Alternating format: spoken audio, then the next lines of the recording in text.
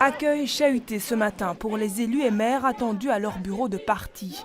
Des riverains de Wezembeek-Ophem et de Woluwe-Saint-Pierre espèrent y croiser la nouvelle ministre fédérale de la mobilité, Jacqueline Galland. Leur demande ? Qu'on tienne compte de tous les habitants, qu'ils soient à Bruxelles ou en périphérie flamande. Nous sommes survolés à Wezembeek-Ophem par la 01, la 19 et la 25. En l'absence de Madame Galland, plusieurs bourgmestres bruxellois se font alpaguer. Mais la position, c'est de reprendre provisoirement l'ancienne route, mais de ne pas en rester là, de respecter l'arrêt de justice qui est intervenu. Pour peut-être en parler de manière plus...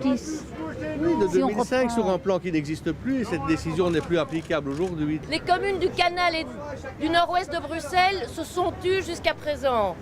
Parce que nous n'avons pas voulu mettre de l'huile sur le feu. Mais qu'il faut prendre en considération les situations de toutes les communes bruxelloises et assurer la dispersion. Une délégation de manifestants est finalement reçue par le directeur de cabinet de la ministre de la Mobilité et par le nouveau président du MR, Olivier Chastel. À la sortie, la détermination est intacte. Sans être vraiment menaçant, soyons clairs, mais on a quand même dit qu'il faut pousser sur le bouton du moratoire. Le lendemain, nous allons en justice en extrême urgence, ça c'est sûr. Une manifestation qui n'a visiblement pas mis mal à l'aise le bourgmestre et maire de Wezembeek-Ophem, confirmant des rencontres entre Jacqueline Galland et les associations d'habitants survolés la semaine prochaine.